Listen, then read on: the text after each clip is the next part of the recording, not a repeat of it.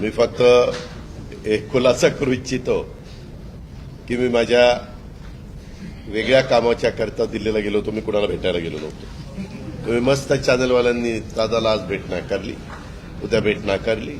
मी भेटायलाच गेलो नव्हतो तर भेट नाकारायचा प्रश्न येतो कुठं? मी गेलेलो होतो. या सगळ्यांनी माझी पत्नी सुनेत्रा पवारांना राज्यसभेवर सभासद केलेलं आहे. त्यांना 11 जनपद तो बंगला अलॉट झालेला आहे. मला कुठलंही जरी गव्हर्नमेंटचं घर असू द्यात, आमचं स्वतःचं घर असू द्यात, मला नीटनेटकं लागतंय, आपल्याला सगळ्यांना माहिती आहे. आणि म्हणून मी तिथं आर्किटेक्टला घेऊन काय नियमामध्ये गोष्टी करता येतात ते एक गोष्ट होती. आणि प्रफुल्लभाई आणि आम्हाला आमच्या केसेस ज्या चाललेल्या आहेत त्याच्याबद्दल मी कधी वकिलांना भेटलेलो नव्हतो. नेहमी प्रफुल्लभाईची इथली जबाबदारी दिल्लीची पार पाडायची. आपल्यालाही माहिती आहे, काल पण तारीख होती ती पुन्हा पुढे ढकलली काहीतरी आमच्या चिन्हाची. तर तो पण एकदा विषय तो संपावा. तो आमचाही विषय तिथं सुप्रीम कोर्टामध्ये प्रलंबित आहे. अर्थात सुप्रीम कोर्ट त्याच्यामध्ये सगळ्यांची बाजू ऐकून घेऊन योग्य पद्धतीने निर्णय देईल. परंतु बागे कधी इकडच्या व्यापामुळे मला वकिलांना भेटता आलेलं नव्हतं. त्यांनाही भेटणं अतिशय गरजेचं होतं. आणि अजून एक जवळच्या व्यक्तीचं नाते लग्न होतं. अशा 3 गोष्टीच्या करता मी गेलेलो होतो.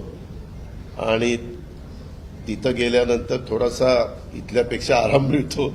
त्याच्यामुळं तिथं आपला निवांत आम्ही म्हणजे राज्यसभा चालू होती त्याच्यावर सुनेत्रा पण तिथं होती. हेही दोघं तिकडे होते लोकसभेत राज्यसभेत. आणि म्हणून मी गेलो होतो. त्याच्यावर ते पहिल्यांदा डोक्यातनं काढून टाका मी कुणाला अमितभाईंना किंवा कुणाला भेटायला गेलो होतो. कारण आमची आधी चर्चा एकनाथरावजी, देवेंद्रजी आणि आम्ही गेलो असताना त्यावेळेस झालेली होती. आणि तशा पद्धतीनं आता सगळ्या गोष्ट उद्याच्या शपथविधीच्या संदर्भामध्ये देवेंद्रजींनी सांगितलेली आहे. आम्ही सगळेजण मिळून महाराष्ट्राच्या सर्वांगीण विकासाच्या करता मनापासून प्रयत्न करू. आम्हाला अनुभव आहे. या अनुभवाचा फायदा राज्यातल्या सर्व समाजाला, सर्व जाती घटकाला कसा करून देता येईल. वेगवेगळ्या प्रकारचे गोष्टी घडत असतात, नैसर्गिक संकट येत असतात, त्याच्यातून आमचा शेतकरी अडचणीत येत असतो. परंतु त्याला पुन्हा त्याच्यातून कसं आधार देता येईल, बाहेर काढता येईल.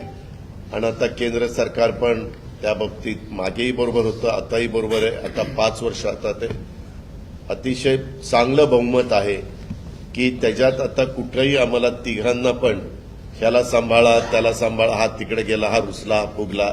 आम्ही रुसून फुगून देणारच नाही. पण असं फार काही तिथं वेळ देण्याची जबाबदारी येणार नाही. ती चंद्रशेखर बावनकुळे आणि सुनील तटकरे त्यांच्या स्तरावर पार पाडतील. आम्ही सरकारचं काम उत्तम पद्धतीनं पार पाडण्याचं काम मनापासून करू. आणि जो आश्वासनं कालच्या आम्ही निवडणुकीच्या काळामध्ये दिली गेलेली आहेत ती आश्वासनांची पूर्तता करण्याच्या करता आम्ही योग्य पद्धतीनं राज्याला पुढे नेण्याचं काम करू.